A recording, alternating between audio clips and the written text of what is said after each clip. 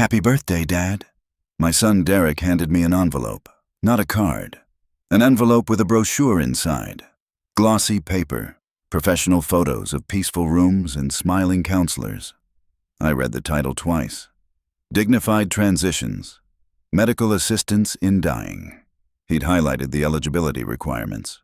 70 years old. I thought I'd seen everything. Turns out I was wrong. Before we continue, please subscribe to the channel and write in the comments what time it is where you are now. I stared at the brochure. Derek stood there watching me, his wife Linda beside him, my granddaughter Emma at the table, pretending not to listen. It's something to consider, Derek said. Quality of life matters. Quality of life. I looked around my living room. The house I'd built 43 years ago. Every board, every nail. I'd wired the electricity myself. Plumbed the whole thing. Passed inspection first try. My quality of life is fine, I said. Linda stepped forward. Frank, we're worried about you. Living alone at your age, the stairs, the yard work, it's not safe. I'm 70, not 90. I still split my own firewood, still drive, still cook 3 meals a day and remember to turn off the stove. I'm managing just fine. Derek exchanged a look with Linda, that look I'd seen before, the one that said they'd already discussed this, decided things. Dad, we love you, but this house is too much for you. And the costs. Property taxes went up again, utilities, maintenance. It's not sustainable. Sustainable, like I was a failing business. I've lived here 43 years, raised you in this house. Your mother and I built this together. Mom's been gone 2 years, Derek said, gentle, patient, like he was explaining something to a child. You're alone here, rattling around in 4 bedrooms. It doesn't make sense. Emma got up from the table, walked out of the room. Smart girl. What makes sense, I said slowly, is that it's my house, my life. For how long? Derek leaned forward. You're 70. How many good years do you have left? 5? 10, if you're lucky. Meanwhile, you're burning through savings maintaining a property this size. I set the brochure on the coffee table, the one I'd made from black walnut. Harvested the tree myself after a storm brought it down. Milled the lumber. Joined it without nails or screws. Just wood and glue and 40 years of knowing how to work with my hands. You want me to kill myself so you don't have to wait for your inheritance. Jesus, Dad. Derek's face flushed. That's not what this is about. Then what is it about? Linda put her hand on Derek's arm. Frank, you're not hearing us. We're trying to help you think practically about your future before decisions get made for you. Before decisions get made for you. Passive voice. Like decisions just happened. Like people didn't make them. Who exactly would be making these decisions? Well, Linda glanced at Derek. If something happened, if you had a fall or got sick or couldn't manage anymore, Derek has power of attorney. We'd need to step in. There it was. The truth underneath the glossy brochure and the concerned faces. I signed that power of attorney 10 years ago, I said. When your mother was sick and I needed help managing her medical care. It was temporary. Actually, it's durable, Derek said. It doesn't expire. I looked at my son, 43 years old, college educated, works in finance, makes good money, lives in a house twice the size of this one. Get out. Dad, get out of my house. Linda's face hardened. The concerned expression dropped. This is exactly what we're talking about. You're not thinking clearly, getting emotional over a simple conversation. A simple conversation about killing myself. About making informed choices while you still can. She picked up the brochure, held it out to me. At least read it. The program has very reasonable costs. Much less than years of declining health and expensive care. Much less. She'd done the math. Calculated what my death would save versus what my life would cost. Leave. Now. They left. Derek didn't hug me goodbye. Didn't say he'd call later. Just walked out with Linda. Collected Emma from the kitchen and drove away in their Lexus. I sat in the living room until dark. Didn't turn on the lights. Just sat there holding that brochure. Happy birthday, Frank. I opened my filing cabinet that night, the one in my workshop, found the power of attorney paperwork, read it twice. Derek was right. Durable power of attorney. Didn't expire. Gave him authority over my finances, my medical decisions, my property. Everything, if I became incapacitated. That was the key word. Incapacitated. But who decided that? Who determined when a 70-year-old man was too old to manage his own life? I pulled out my bank statements, started going through them, looking for patterns, found them. 3 months ago. Transfer to Derek. $5,000. Memo said, loan. I didn't remember any loan. 2 months ago. Another transfer. $8,000. Memo said, medical emergency. I hadn't had any medical emergency. Last month, $12,000. Memo said, home repair. My home didn't need repairs. I did all my own maintenance. $25,000 in 3 months. Transferred out of my account. I checked my checkbook, the register where I wrote down every transaction. Nothing. I hadn't written those checks, but Derek could. Power of attorney gave him access to my accounts, authority to make financial decisions on my behalf, if he determined it was necessary. I sat in my workshop until 3 in the morning, coffee going cold in my cup, adding up numbers. Found more transfers going back 6 months, $37,000 total. All to Derek, all with reasonable-sounding memos, all unauthorized. I thought about the brochure, the highlighted eligibility requirements, the helpful notes in the margins. Someone had written affordable option next to the cost breakdown. My son wanted me dead. Not someday, not eventually. Soon. Because dead, I couldn't question the transfers, couldn't revoke the power of attorney, couldn't change my will. Dead, the house was his, the savings were his, the life insurance policy I'd never gotten around to updating after Ellen died. All his. Living, I was expensive, inconvenient, in the way. Dead, I was profitable. I opened my computer, started documenting everything. Screenshots of my bank statements, photos of my checkbook register, dates and amounts. Built a spreadsheet. Column A, date. Column B, amount. Column C, memo. Column D, whether I authorized it. 37,000 in unauthorized transfers. That was theft. Even from your own father. Even with power of attorney. Because I wasn't incapacitated, wasn't incompetent, wasn't unable to manage my own affairs. I was just 70, and that wasn't the same thing. The house was paid off.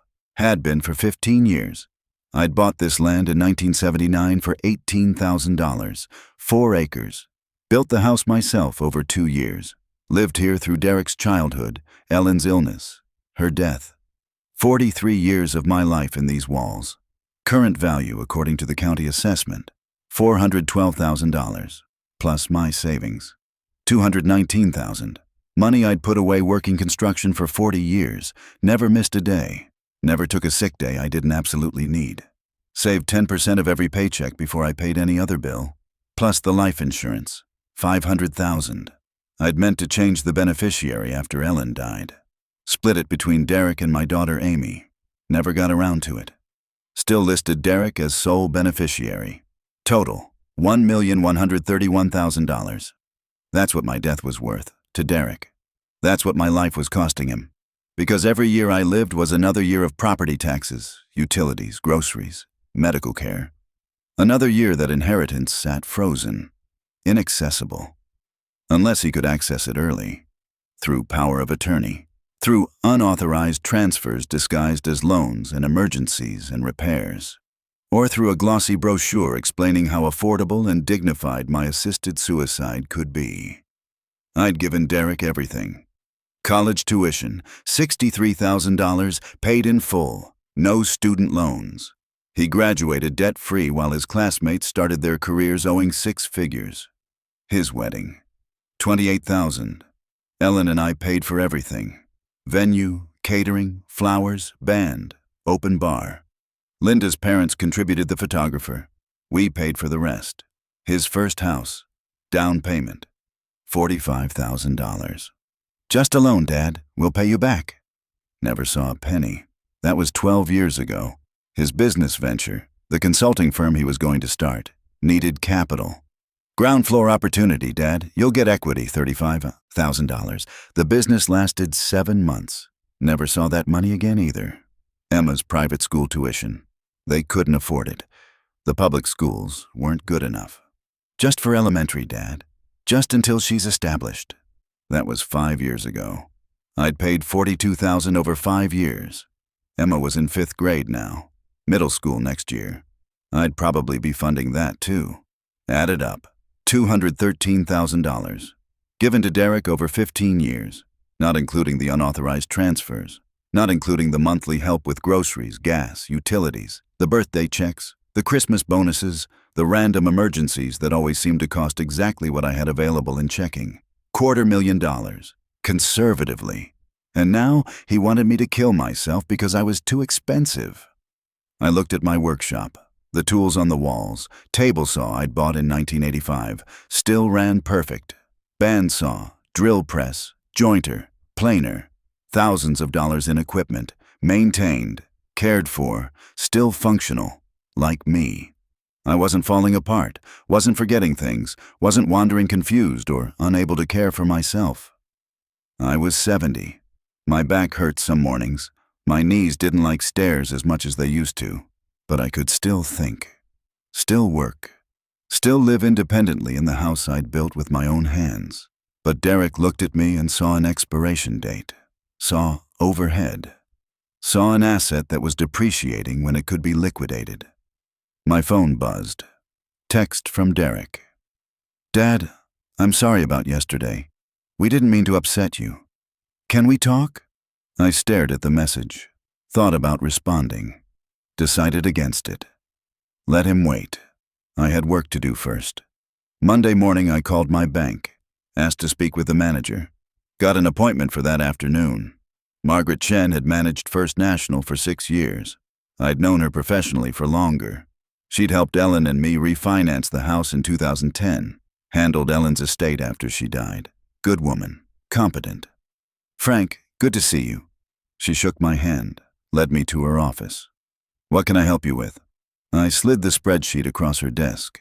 I need to know if these transfers were legitimate. She studied the numbers.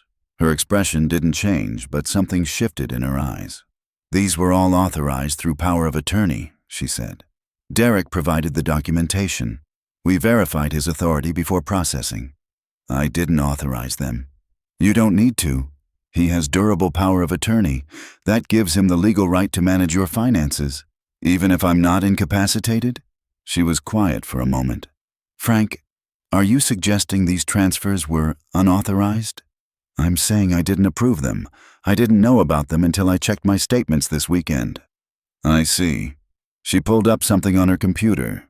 Typed. Studied the screen. The power of attorney document on file is valid.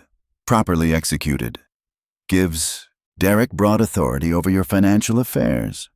Can I revoke it? Yes. You'd need to execute a revocation document, have it notarized, file it with the bank and any other institutions where the POA is on record. Do you have that form? She printed it, walked me through it. I signed.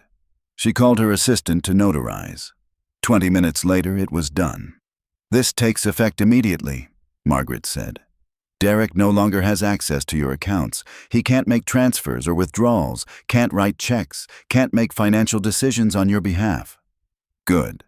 Frank, she hesitated, this is going to create problems. If Derek was using that access for legitimate purposes, he wasn't. She nodded slowly. Then you should probably talk to a lawyer. These transfers, if they were unauthorized, if you didn't benefit from them, that could be considered elder financial abuse. Elder financial abuse. That's what my son's care and concern had been. Theft with a glossy brochure. I called Amy that night. My daughter lives in Oregon, marine biologist, married to a good man. 2 kids I saw maybe twice a year because Portland was 2,000 miles away. Dad, happy birthday. I'm so sorry I missed calling you yesterday. We were out on the boat and I didn't have signal until late, and then I figured you'd be asleep. Amy, I need to tell you something. I told her about the brochure, the transfers, the revoked power of attorney. She was quiet for a long time. Then, that son of a bitch. I'm going to see a lawyer tomorrow. Good. Dad, I'm so sorry. I didn't know he was doing this. I thought he was checking in on you, helping out. He told me last Christmas you were struggling with the house, that he was helping you manage things. I'm not struggling. I know you're not. God, I should have visited more, should have paid more attention. You have your own life, your own family. That's how it should be. But Derek, she stopped, started again. He's my brother. I love him. But this, Dad, this is unforgivable. Yes. What do you need? What can I do? Nothing right now. Just needed to tell someone who'd believe me. I believe you. And Dad, don't sign anything. Don't agree to anything. Not until you talk to a lawyer. Promise me. I promised. Derek called Tuesday. I didn't answer. He called again Wednesday. Left a voicemail. Dad, you need to call me back. The bank says you revoked my power of attorney. We need to talk about this. I'm trying to help you, and you're making it very difficult. I'm making it difficult by preventing theft. Thursday, he showed up at the house. I heard his car in the driveway, watched through the window as he got out, straightened his tie, put on his concerned face. I didn't open the door. He knocked, waited, knocked again. Dad, I know you're in there. Your truck's here. Please, we need to talk. I sat in my chair, watched him through the window. He tried the door. Locked. Walked around to the back. Tried that door. Also locked. Came back to the front. Stood on the porch, looking confused. This is ridiculous, he called through the door. I'm trying to help you, and you're acting like I'm the enemy. Fine, if that's how you want it. He left. Friday, I met with Catherine Walsh, attorney, specializes in elder law. Margaret at the bank had recommended her. Mr. Sullivan. She shook my hand. Firm grip, direct eye contact. Mid-50s, gray suit, no nonsense. Tell me what's happening. I told her, showed her my documentation, the spreadsheet, the bank statements, the brochure Derek had given me. She studied everything carefully, made notes, asked questions. This is textbook financial exploitation, she said. Power of attorney abuse. Your son was using legal authority to steal from you. Can I get the money back? We can try. File a lawsuit for recovery of the funds, but that's going to be expensive and time-consuming, and there's no guarantee. If Derek spent the money, if he doesn't have assets to recover, you might win a judgment but never see a dollar. What else can I do? Report it. Elder abuse is a crime in this state. Financial exploitation. The prosecutor might be interested. I don't want to send my son to prison. Then your options are limited. You can demand repayment privately. Threaten legal action if he doesn't cooperate. But without actual consequences, he has no incentive to pay you back. I thought about that, about Derek's house, his car, his lifestyle. He had money. Whether he'd give it back was another question. There's something else you should consider, Catherine said. Your estate plan, your will. If Derek is named as beneficiary or executor, you need to change that immediately. He's the executor. Life insurance beneficiary. Will splits everything 50-50 between him and Amy. Change it. Today. We can draft new documents right now. Remove Derek from any position of authority. Adjust the distribution to account for what he's already taken. I want Amy to get the house, the savings, everything. Frank, are you sure? That's going to create conflict.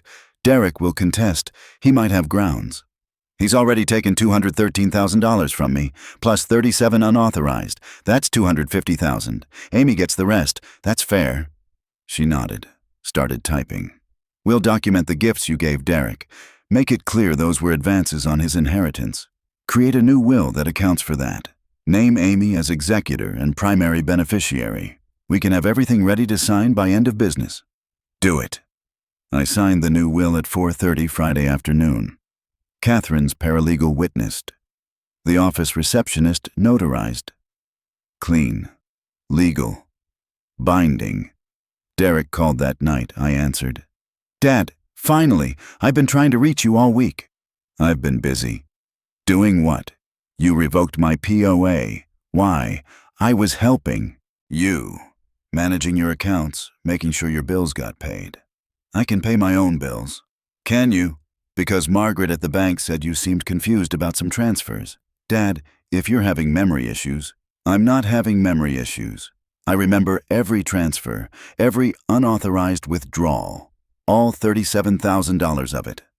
Silence. Then, I don't know what you think you saw. I saw theft.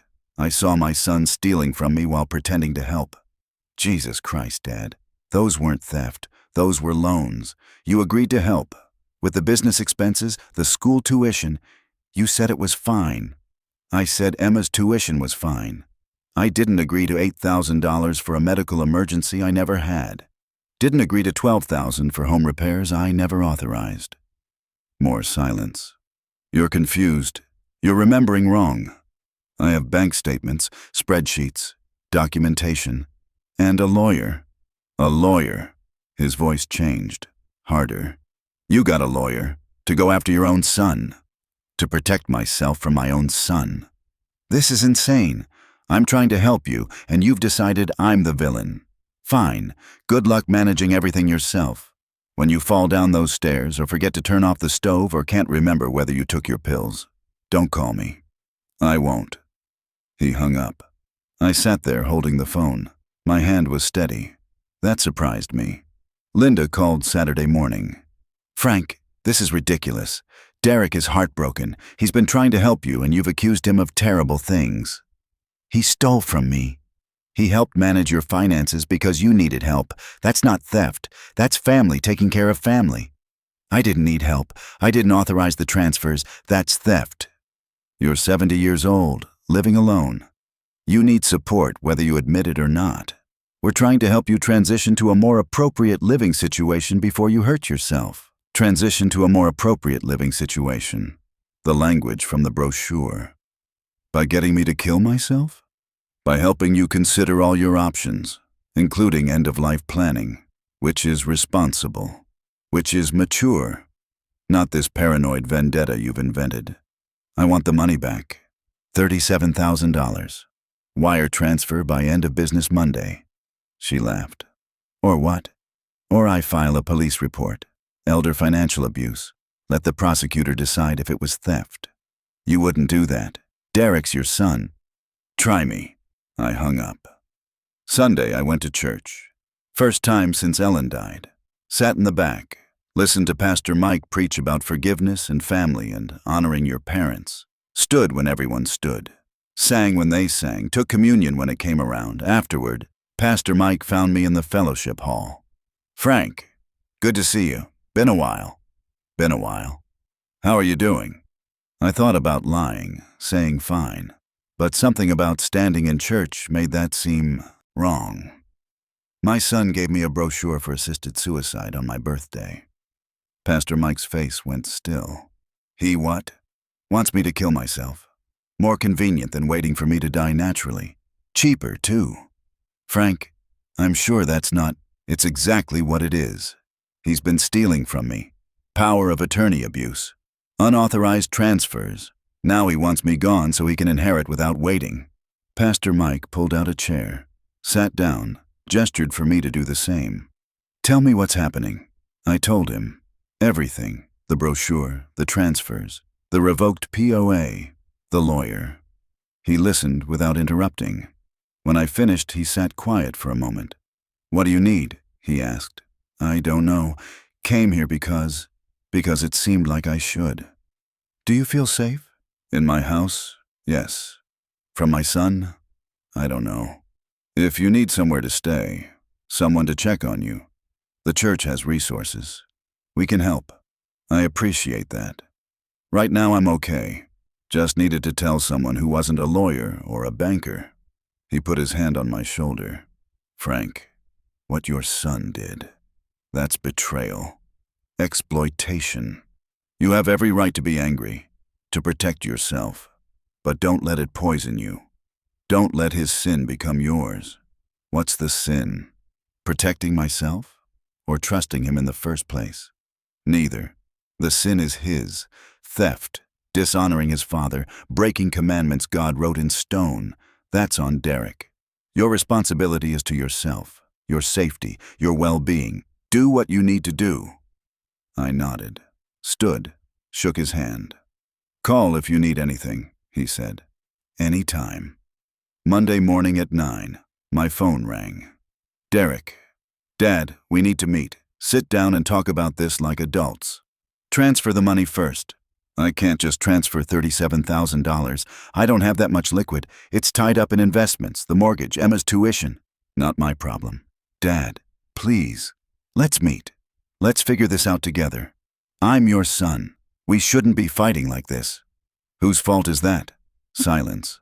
Then, Friday, lunch. The diner on Route 40, noon. Will you at least give me that?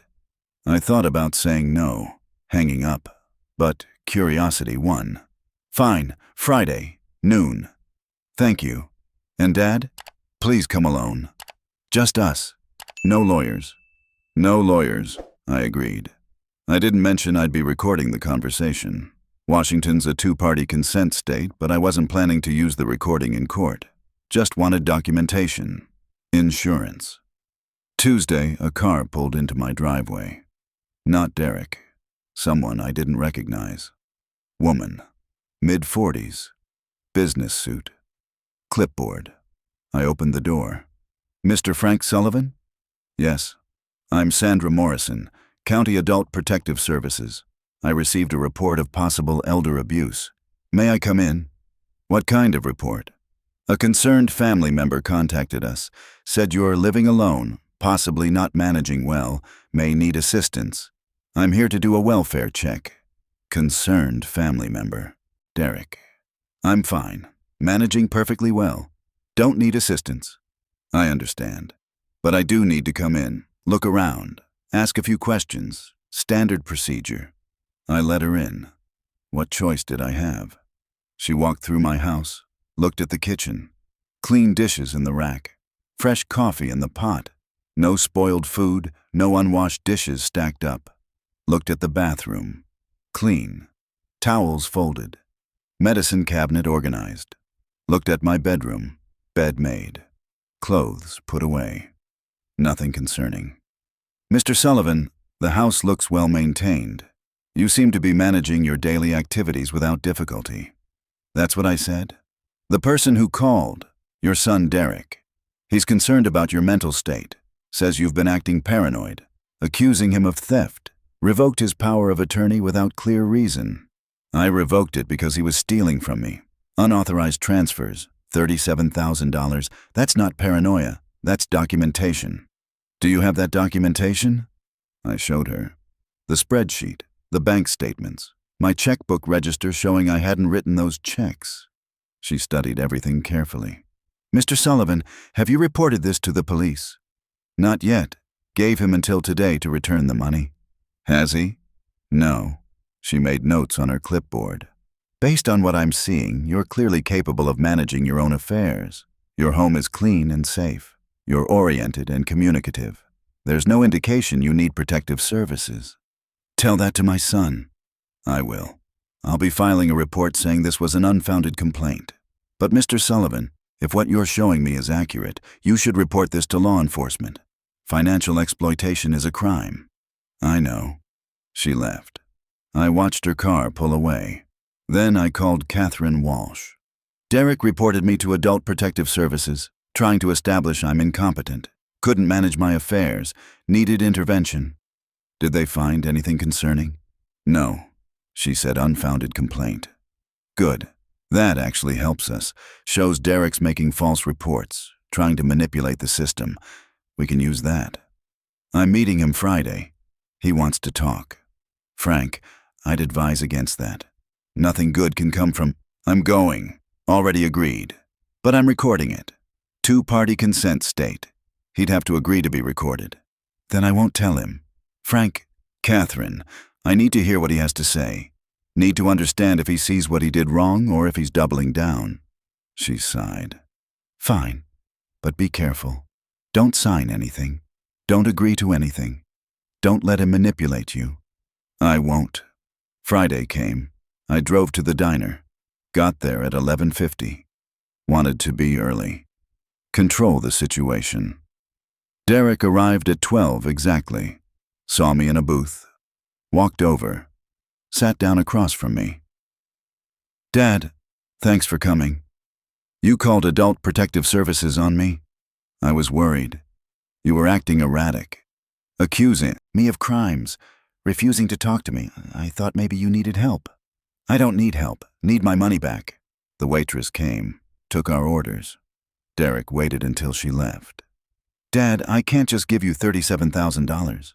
I explained that. It's not liquid. Make it liquid. That's not how finances work. I have investments, a mortgage, obligations. I can't just liquidate everything because you had a misunderstanding about some transfers. Wasn't a misunderstanding. You stole from me. I managed your accounts. That's what power of attorney means. I made decisions on your behalf. For your benefit. For my benefit? $8,000 for a medical emergency I never had? You did have an emergency, last February, remember?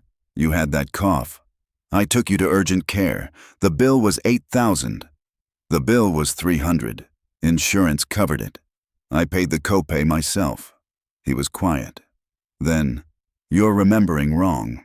No, you're lying. His face flushed. This is what I'm talking about. You're confused. Getting details mixed up. Maybe it wasn't that visit. Maybe it was something else. But I'm not lying. And I'm not stealing. $12,000 for home repairs. The roof. You needed shingles replaced after that windstorm. I replaced them myself. Bought the shingles at Home Depot. $217. I have the receipt. Then maybe it was something else. The plumbing, the furnace. I don't remember every specific repair, Dad, but I wasn't stealing. I was helping you maintain your property. Show me the receipts. What? Show me receipts for $37,000 in expenses you paid on my behalf. If it was legitimate, if you were helping me, you'd have documentation. He didn't answer. You don't have receipts, I said, because you didn't pay for repairs or medical bills or emergencies. You transferred my money into your account and spent it on yourself. That's not what happened. Prove it. I don't have to prove anything. I had legal authority, power of attorney. You gave me that authority. If you're confused about how I used it, that's unfortunate, but it doesn't make it theft. I revoked that authority, and I changed my will. You're no longer executor, no longer equal beneficiary. Amy gets everything. His face went pale. You what? Changed my will. Amy inherits. You get nothing. Consider it compensation for what you already took. You can't do that. Already did. Signed it last Friday. Lawyer witnessed, notarized, legal. He stood up.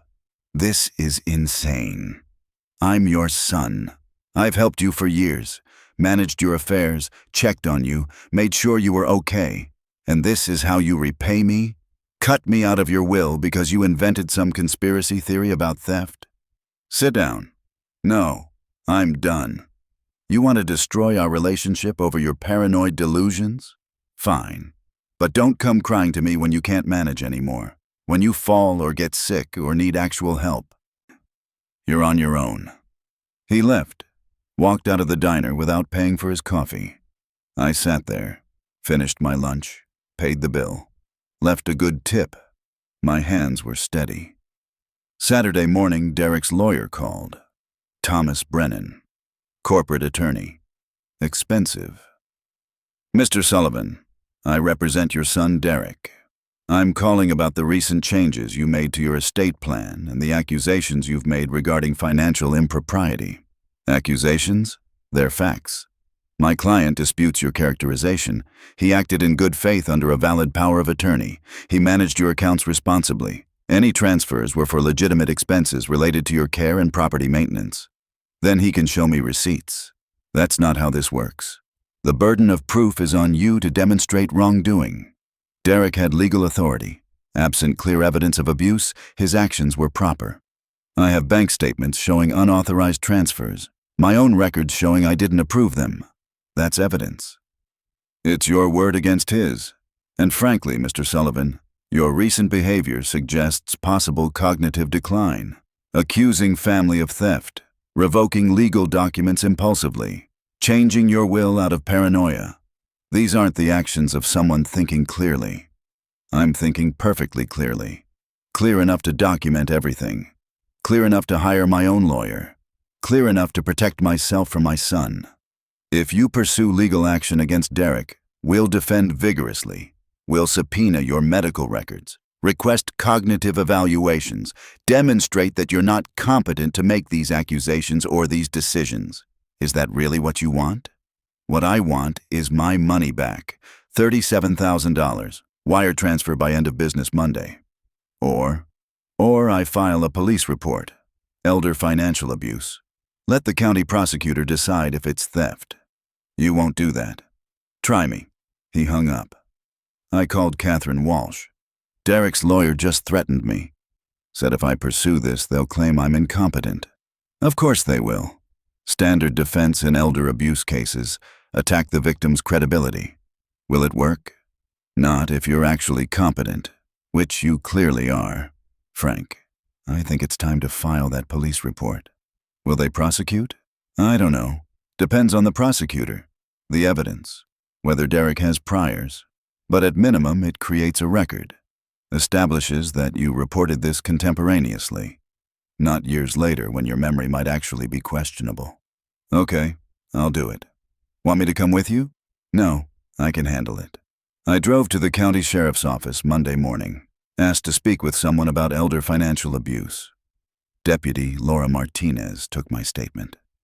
Young woman, mid-30s, listened carefully, asked good questions, took notes.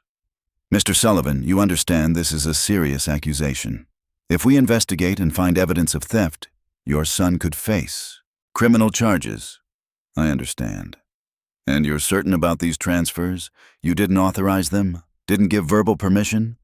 I'm certain. Do you have documentation? I gave her copies of everything.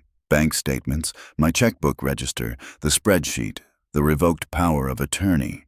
She studied them. This is thorough. You keep good records. 40 years in construction, you learn to document everything. I'll forward this to our financial crimes unit. They'll review and decide whether to open an investigation. That could take a few weeks. Thank you. Mr. Sullivan, one more thing. Do you feel safe? Is your son threatening you? Do you have any concern for your physical safety? No. He's not violent, just greedy. She gave me her card. Call if that changes, if you feel threatened, if he shows up at your property, anything concerning.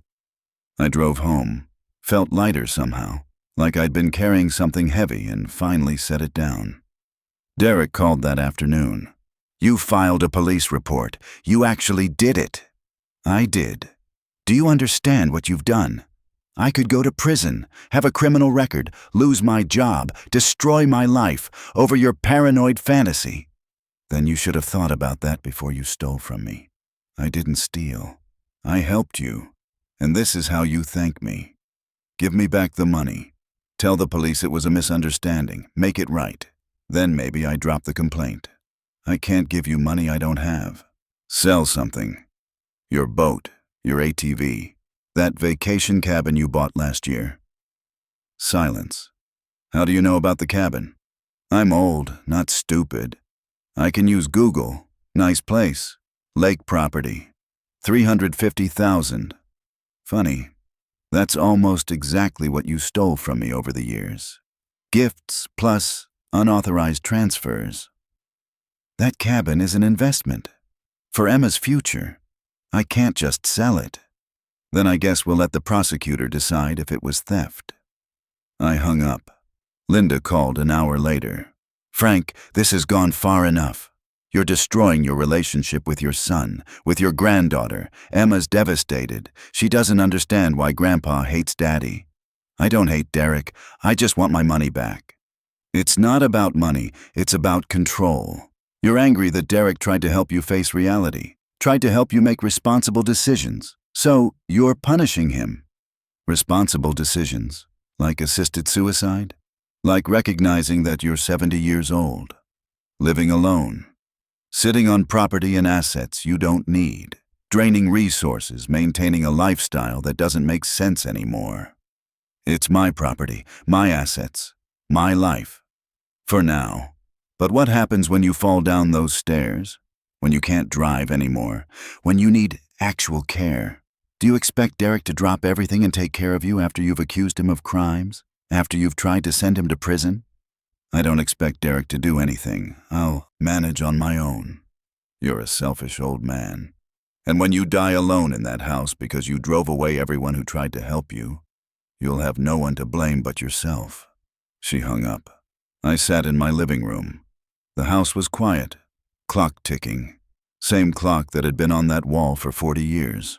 Ellen's chair sat empty across from mine. Green fabric worn smooth in the shape of her. Her reading glasses still on the side table where she'd left them 2 years ago. I hadn't moved them. Couldn't bring myself to. Some mornings I still reached for 2 coffee cups instead of 1. Linda was right about one thing. I was alone. But she was wrong that I'd driven everyone away. Derek had driven himself away, by choosing money over family, by seeing me as an asset instead of a father. That wasn't my fault. My phone rang. Amy, Dad, Derek called me. He's freaking out. Says you filed a police report. Says he could go to prison. He could. Is it true? Did he really steal from you? Yes. She was quiet for a moment. Okay. Then he deserves whatever happens. Dad, I'm sorry. I'm sorry I wasn't paying closer attention. I'm sorry I let him convince me he was helping when he was actually stealing. Not your fault. You're 2,000 miles away. You have your own life. Still, you're my dad. I should have been there. Should have visited more, called more, made sure you were okay. I am okay. Are you? Really? Because this sounds awful. What Derek did, what he tried to get you to do, that brochure. God, Dad, I don't even have words. It was clarifying, showed me who he really is, what I really mean to him. What do you need? Money? Someone to check on you? I can fly out this weekend, stay for a week. Make sure you're okay. Don't need anything, just needed to hear your voice. I love you, Dad. Love you too, sweetheart. After we hung up, I sat there for a long time. Thought about what Linda had said. About dying alone. About driving away everyone who tried to help. But Derek hadn't tried to help. He'd tried to exploit. Tried to gaslight me into thinking I was incompetent. Tried to get me to kill myself so he could inherit sooner. That wasn't help. That was abuse. And I'd be damned if I apologized for protecting myself. Thursday morning, a certified letter arrived. From Thomas Brennan, Derek's lawyer, demand letter, threatening to sue me for defamation, claiming I'd made false accusations that damaged Derek's reputation, demanding I retract the police report and issue a public apology, or they'd file suit for damages, including emotional distress, damage to professional reputation, and legal fees. I called Catherine Walsh. Got a demand letter. Defamation. What do I do? Ignore it. It's a bluff. They're trying to scare you into backing down. The truth is an absolute defense to defamation. If what you reported is accurate, you can't be sued for reporting it. What if they actually file? Then we defend, and we counterclaim for the stolen funds. Make Derek explain in court where that money went. Let him produce those receipts he claims to have. This is getting expensive. Yes, it is. Elder abuse cases often are. That's why most people don't pursue them. The victims can't afford the legal fees. The perpetrators know that. Count on it. I can afford it, for now, while I still have savings Derek hasn't stolen. Then we keep fighting. Frank, you're doing the right thing. I know it doesn't feel like it. I know it's painful, but you're protecting yourself. That's not selfish. That's survival. Friday afternoon, Deputy Martinez called. Mr. Sullivan, I wanted to update you. The Financial Crimes Unit reviewed your case. They're opening a formal investigation. They'll be contacting Derek to schedule an interview. They may ask you to come in for additional questions. What happens if they find evidence? Then it goes to the prosecutor. They decide whether to file charges. Could be theft, could be financial exploitation, could be multiple charges depending what they find. How long does this take? Months usually. These cases are complicated. They'll need to subpoena bank records, interview witnesses, document everything. It's not quick. Okay, thank you for letting me know. Mr. Sullivan, one more thing. Be prepared for this to get ugly. When people are facing criminal charges, they often lash out. If you experience any harassment or threats, call us immediately. I will. That night, Derek sent a text. You've destroyed everything. I hope you're happy. Emma's crying herself to sleep every night. Linda's talking about divorce because of the stress. My job's at risk. All because you couldn't just accept help. I stared at the message. Started to reply. Stopped. Let him sit with it. Let him understand what consequences felt like. 3 weeks later, Derek showed up at my house. I heard his car. Watched him get out. He looked terrible. Hadn't shaved. Clothes wrinkled. I opened the door. Didn't invite him in. Dad, please, we need to talk. Nothing to talk about. The police interviewed me. They're investigating. My lawyer says they might file charges. This is serious. Should have thought about that before you stole $37,000. I didn't steal. I made mistakes. Got confused about which transfers you'd approved. But it wasn't intentional. It wasn't theft. Show me receipts. Show me what you spent that money on. Show me one single legitimate expense you paid on my behalf. He couldn't. That's what I thought. Dad, please, I'm begging you. Tell them it was a misunderstanding. Drop the complaint. I'll pay you back. I'll sell the cabin. Whatever you want. Just make this go away. You'll pay me back? Yes, every penny, I swear. $37,000 unauthorized, plus $213,000 in gifts over the years. $250,000 total. That's what you owe me. I can't pay that. The gifts were gifts. You can't ask for those back. Then they were advances on your inheritance, which you've already received. Amy gets the rest. That's not fair. Fair? You tried to get me to kill myself because I was too expensive to keep alive. You think you deserve fair? His face crumpled. I never wanted you to die. That brochure, that was just... Linda thought.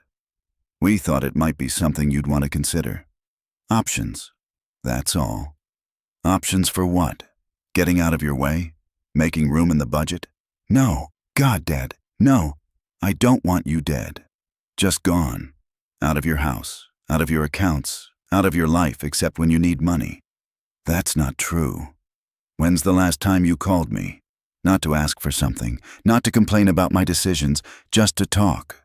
He was quiet. That's what I thought. Dad, please. I'm sorry. I'm so sorry. I made mistakes. I let financial stress affect my judgment, but I love you. Emma loves you. We don't want this to destroy our family. You destroyed it, not me. Then let me fix it. Tell me what you want, what I need to do to make this right. I thought about that, about what would make it right. Pay me back. $37,000. The unauthorized transfers. Wire it to my account by end of business Monday. I don't have it liquid, I told you. Sell the cabin. That'll take months. I need to list it, find a buyer, close, take a loan against it. Home equity line. You've got $350,000 in equity. You can borrow $37,000. The payments, not my problem. You stole it. You pay it back. He nodded slowly. Okay. I'll do it. I'll get the money, but you have to drop the police complaint. After I get the money, and after you sign a confession, admitting what you took, what you did. My lawyer would never let me sign that. Then I guess the investigation continues. I closed the door, locked it, stood there listening to him stand on my porch, breathing hard. Finally, I heard his footsteps, his car starting, gravel crunching as he drove away. Monday morning, $37,000 appeared in my account. Wire transfer from Derek. I called Deputy Martinez. The money came through. He paid me back. That's good, but it doesn't change the investigation. Returning stolen property doesn't erase the crime. I know. Just wanted to let you know. Mr. Sullivan, be aware. The prosecutor may still file charges. They may also decide not to prosecute since you've been made whole. Depends on their priorities and resources. I understand. 3 months later, the prosecutor declined to file charges. Insufficient evidence to prove criminal intent. Civil matter. I could pursue recovery through civil court if I wanted. I didn't want. I had my money back, had my will updated, had my boundaries clear. That was enough.